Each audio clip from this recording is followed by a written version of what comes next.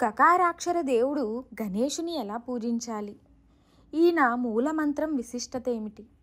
వినాయకుణ్ణి పూజించడానికి తిథి, నక్షత్రము, ఉపవాస విధులేమీ లేవు. తెల్ల జిల్లేడు వేరు తెచ్చి దానితో బొటనవేలు కనువు పరిమాణంలో పద్మాసనమున్న గణపతిని చెయ్యాలి.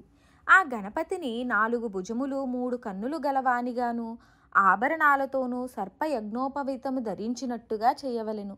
శిఖరమున చంద్రరేఖ ధరింపచెయ్యాలి. ఎడమ చేతిలో దంతము, కుడి చేతిలో జపమాల, 3వ చేతిలో గొడ్డలి, 4వ చేతిలో లడ్డూ ఉంచాలి. కుంకుమ చందనములతో వస్త్రభూషణములతో ఎర్రని పుష్పములతో పూజించి సుగంధ ధూపము ఉండ్రాళ్ళు సమర్పించాలి. పొట్టి అతిథికి ముందుగా భోజనం పెట్టాలి. అలా పూజించిన వారికి గణేశుని సిద్ధి అపారంగా కలుగుతుంది. ఇది భవిష్య పురాణంలో ఉన్నది. ఈ విఘ్నేశ్వరుని మూలమంత్రము ఓం గం స్వాహ. ఓం గం స్వాహ.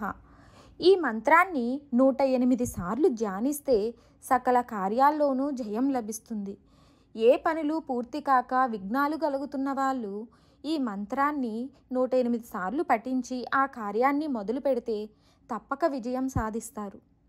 మరిన్ని ఆధ్యాత్మిక విషయాల కోసం మా ఛానల్ను సబ్స్క్రైబ్ చేయండి. వీడియో నచ్చితే లైక్ చేయండి, షేర్ చేయండి, కామెంట్ రూపంలో మీ అభిప్రాయాన్ని తెలియచేయండి.